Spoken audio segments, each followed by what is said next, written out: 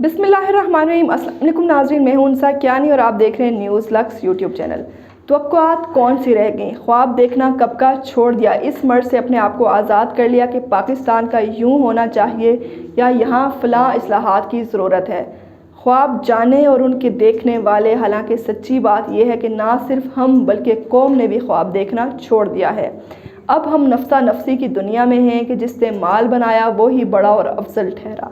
आज के पाकिस्तान में ये भी कोई कैद नहीं रही कि माल किस तरीके से बनाना है, हर रास्ता जायज़ है।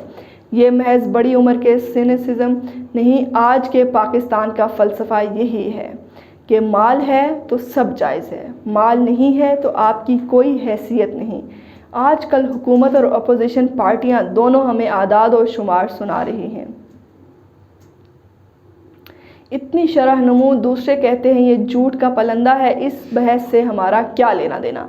हर चीज़ बिकती है और हर बिकने वाली चीज़ के लिए माल ज़रूरी है। तालीम बिकती है, सेहत बिकती है, थानों से मुहैया करदा हिफाजत बिकती है। इंसाफ के बारे में क्या कहें, कोई बुरा ना मनाए ये भी बिकता है। जेब में कुछ ना हो तो कोई बात सुनेगा, उसका मुंशी नज़दीक नहीं आने देगा। जिसे हम रियासत कहते हैं उसने तो कुछ करना नहीं, ना तालीम मुफ्त देनी, ना सेहत का निज़ाम क्यूबा जैसे मुल्क वाला बनाना है। हमारे वालिद साहब ठीक कहा करते थे, दो चीज़ों से बचो, ना जेल जाना पड़े ना कोई हस्पताल देखना पड़े।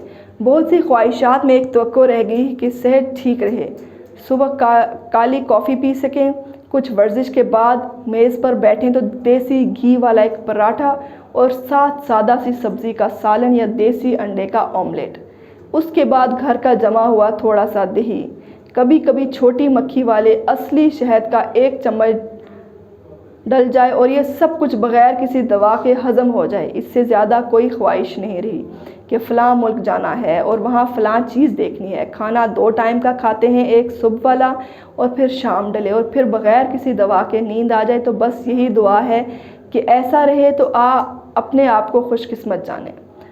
अखबारात का ठरक भी वो नहीं रहा।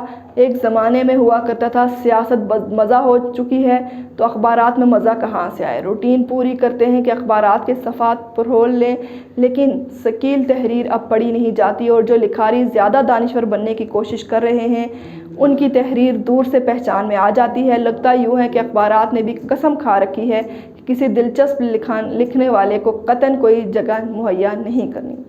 चटखारे वाले मज़ामीन तो यूँ समझिए आजकल के अखबारात से गायब हो चुके हैं। याद तो नहीं पड़ता कि कभी कोई अच्छा काम किया हो, लेकिन कुछ ना कुछ अच्छा काम ज़रूर किया होगा, क्योंकि कुछ दिनों से शाम होती नहीं कि कोयलों की एक जोड़ी हमारे बेरी के दरख्त पर आन बैठती है। फिर उनके सुरीले नगमों से शाम के वो मुख्तसर लम्हात महक उठते हैं। प्रॉब्लम सिर्फ ये है कि जल्द ही लाउड स्पीकर भी खुल जाते हैं। अक्सर यूँ होता है कि 2-3 लाउड स्पीकर बैक वक्त मुकाबले पर उतरे होते हैं। उस पर एतराज़ किया जा सकता है, लेकिन दिल ही दिल में आरज़ू होती है कि दावत फ़लाह तो सुन ली, अब कोयलों के नगमों को भी सुन लें। खुदा खुदा करके कोयल को भी बारी मिल जाती है और यूँ शाम के साए अंधेरों में ढल जाते हैं। आज ही पढ़ रहा था कि सऊदी अरब में हुक्मनामा जारी हुआ है कि लाउड स्पीकरों की आवाज़ कम की जाए। ताकीद ये की गई है कि लाउड स्पीकरों का जो भी वॉल्यूम हो इसका 1/3 से ज़्यादा इस्तेमाल में ना आए। वो तो ऐसा कर सकते हैं, यहाँ ऐसा हुक्मनामा तकरीबन नामुमकिन है। बगावत पर उतर आएगी कौम। बहरहाल नाजुक मौजू है, ज़्यादा छेड़ना नहीं चाहिए, वैसे भी फतवा लगने में देर नहीं लगती। नाज़रीन, हाल ही में पाकिस्तान के बारे में यूरोपियन पार्लियामेंट में जो करारदाद पास हुई थी उसमें एक क्रिश्चियन जोड़े का जिक्र था जिन्हें तौहीन के इल्ज़ाम में सज़ाए मौत हुई थी। खातून का नाम शगुफ्ता कौसर है और मर्द का नाम शफकत है। अच्छी खबर यह है कि लाहौर हाई कोर्ट ने इस जोड़े को इल्ज़ाम से बरी कर दिया है। बुरी खबर यह है कि 7 साल जेल में तो रहे, ये अरसा उन्हें वापस कौन दिलाएगा। शफकत की मैंने फ़ोटो देखी है, वो जो हमारे माशरे में बिल्कुल पिसे हुए लोग होते हैं जिनका माशरे में कोई मकाम नहीं होता, उसकी शक्ल एक ऐसे शख्स की है। हम कैसे लोग हैं कि ऐसे पिसे हुए लोगों पे जुल्म ढाते हैं, कोई इलाज है ऐसी रवशों का।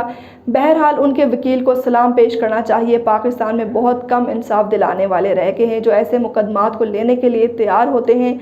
बाकी बेशतर हम में से बेकार की नसीहत करने में लगे रहते हैं। जिसको देखो यहाँ मुबलिग है, دین کا حکم ہے کہ صفائی نصف ایمان ہے۔ اس نصف کا جو حشر مملکت خداداد میں ہوتا ہے، بطور قوم ذاتی صفائی کے ہم دلدادہ ہیں، لیکن اجتماعی صفائی کے تصور سے ہمارے ذہن خالی ہیں۔ کوڑا کرکٹ اکٹھا کر کے باہر پھینک دیں گے، کوئی ہماری قوم کو یہ تو بتا دے کہ کوڑا کرکٹ پلاسٹک کے شاپروں میں بند کر کے باہر نہیں پھینکنا چاہیے۔ وہ گند جو آب و ہوا سے تخلیل ہو سکتا ہے، پلاسٹک شاپروں میں رہ کر عرصہ دراز کے لیے محفوظ ہو جاتا ہے۔ ناظرین، اس کے ساتھ ہی مجھے دیجیے اجازت، دیکھتے رہیے ہمارا YouTube چینل۔ اللہ حافظ۔